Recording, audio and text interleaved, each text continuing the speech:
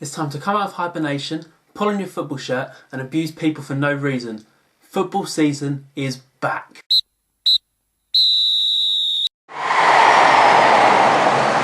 Hello and welcome to How About a Cards review of Matchday 1 from the Premier League. Now coming up today, we've got a preview of Man United's new player Owen goal, some overzealous fans and the death of the overhead kick.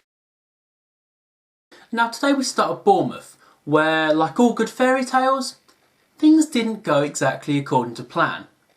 The deadlock was broken by proverbial leaping salmon Rudy Gestede, who Tim Sherwood reckons is one of the best headers of a football he's ever seen in his life. And to be fair, his goal on Saturday is proof of that. But far better than the goal was the celebration. Now have a look at this video.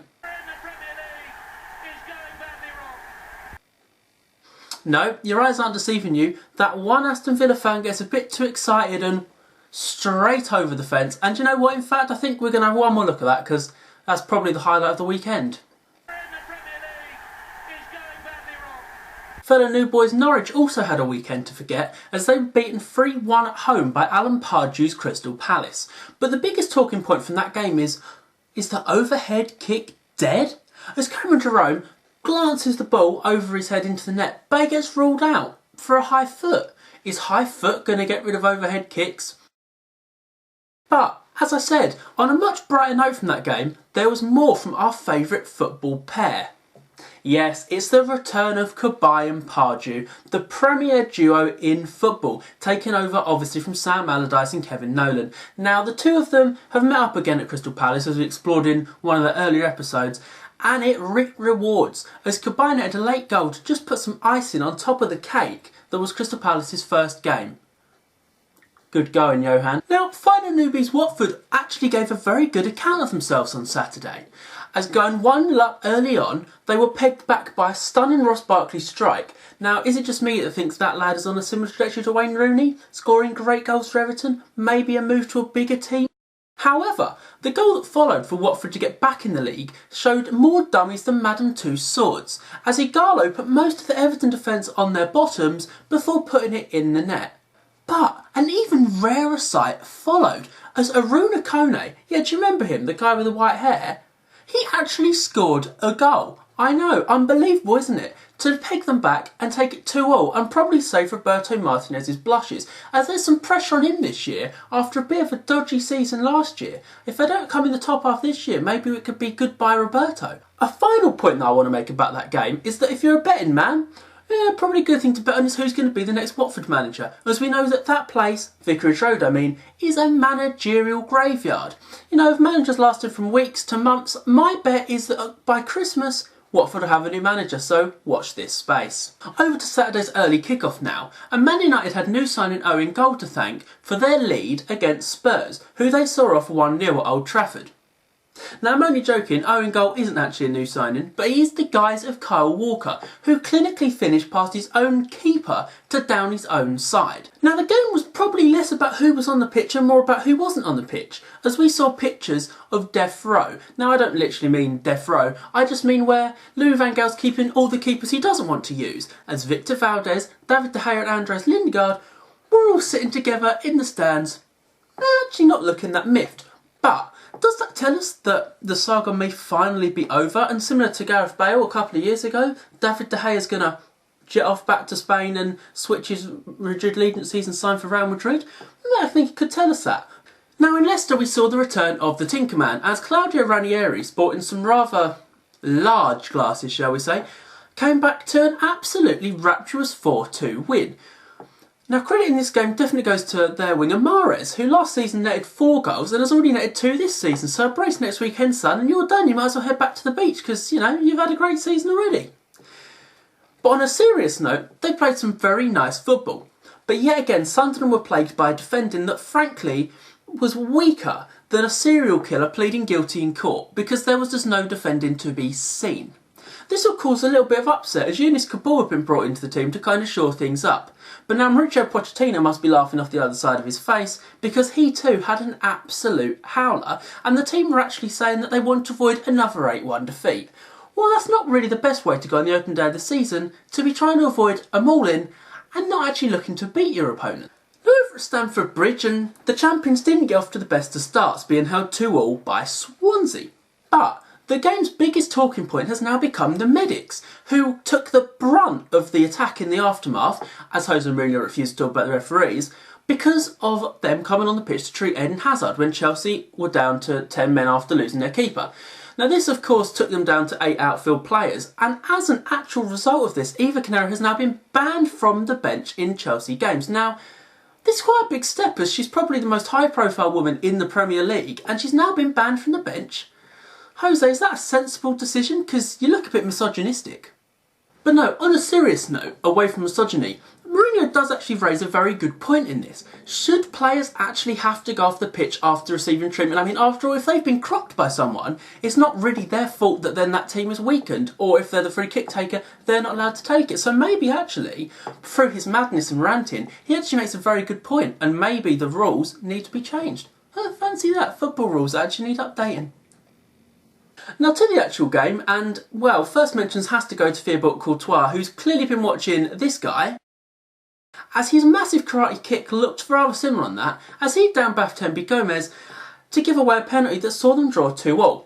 But does anyone remember someone saying that they thought Andre Ayew was going to be a great player for Swansea? Yeah, and I'll tell you what, Ayew, if he's anything like Michu or Wilfried Boney, he's going to have a stellar season down at the Liberty Stadium. That's a shameless plug, but we did see that Ayew was absolutely brilliant, stammering with his left foot over to just poke the ball past the keeper. An absolutely class finish, and Gary Monk looks to have built a very sturdy team that could do very well this season. Now over to the biggest shock of the weekend, as Slaven Bilic's West Ham took apart Arsenal 1-2-0. Now I just want to look at some of the big points about the team. 1, they were strong. 2, they were organised. And 3, they defended well. Now, whose style of play does that remind me of? Now, perhaps the biggest talking point for West Ham was Reece Oxford, who became the second youngest player ever to play in the Premier League. Now, he can't drive a car and he couldn't drink in a pub, but he could play against Arsenal and be part of a 2-0 winning team. But perhaps the biggest talking point for Arsenal was Peter Cech's debut to forget. His positioning was bad for one of the goals, and frankly his decision making looked like he was still on the books at Chelsea and trying to sabotage Arsenal. But actually, if we have a quick look at his wild decision for the first goal, it kind of reminds me of this. Yes, a human cannon. Maybe Peter Cech actually wants to be a human cannon. But I think if there's one thing to take from this for Arsenal, it's to stop taking defensive lessons off of Sunderland. Now we go off to the scene of a murder 11 weeks ago, but the victim has come back, and do you know what? They kind of got some retribution. Of course you know what I'm talking about. I'm talking about Stoke Liverpool, where Liverpool got absolutely embarrassed in Steven Gerrard's last ever game just 11 weeks ago on the last day of the season. But this time, looking even more irritating without Gerrard, which frankly I didn't think was possible, they got a 1-0 win.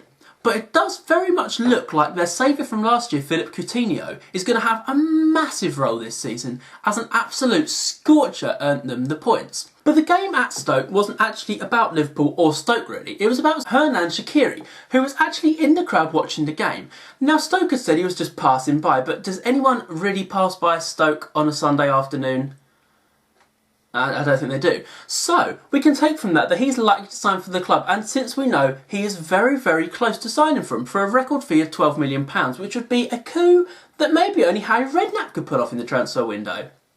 So we go over to the Toon now, and Newcastle, with their new manager, Steve McClaren. Now, I can't say Steve McClaren without showing this piece of, well, brilliance. I sort of knew when I came here, and Champions League, Liverpool or Arsenal, I thought maybe one of them we would draw, and it is Arsenal. I think one of the toughest teams in the draw. Yes, that was England's worst ever manager trying to speak Dutch. But now back in the Premier League, after a spell in the Championship with Derby, his team got off to a pretty good start, having, gone through some fairly awful football under the league's best coach last time. Yeah, we're actually all wearing black armbands here because we really miss John Carver. We wish he hadn't left the Premier League, and we're hoping he turns up somewhere soon because after all, he is the Premier League's best coach. Now, if you're turning up to play for a new team, you'd usually wear your big headphones, your tracksuit, carry one of them Louis Vuitton bags that doesn't actually look big enough to get anything in, and of course, a nice pair of shiny white shoes. Possibly trainers, maybe even, some running shoes. Now, I don't think that Newcastle's new signing, Chanel Mbemba, got this message, and have a look what he turned up in.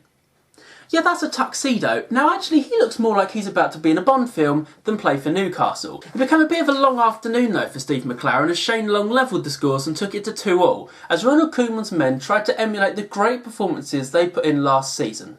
Now finally to Monday Night Football, what we'd all been waiting for, the return of something to actually watch on a Monday night, as Manchester City visited the Hawthorns.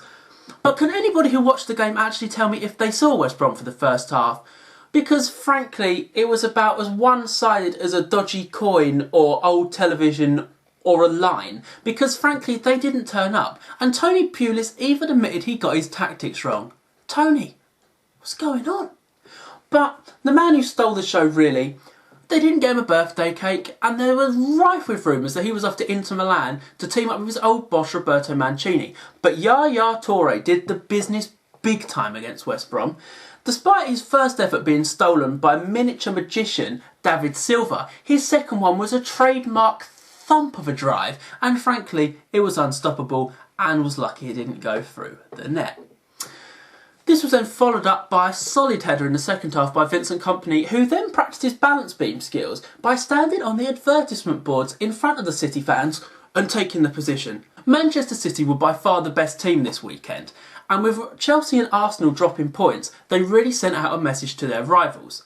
And with the Demon Headmaster, aka Manuel Pellegrini, looking to add a deadly duo to his side up front, they could have a lot of goals in them this year. And with Raheem Sterling giving them just a bit of something different than they had last year, I think people who wrote off Man City already this year for maybe not buying as big as people had wanted could be eating their words, because they looked exceptional. That's all we've got time for this week, but you know, come and have a look at our previous 2 videos on the YouTube channel, follow us on Twitter for a bit more banter, and catch us next weekend where we review, if I can speak, where we will be reviewing Matchday 2 from the Premier League. Thank you for watching, I've been Alex Knight, this has been How About a Card, and this was A Leaping Salmon.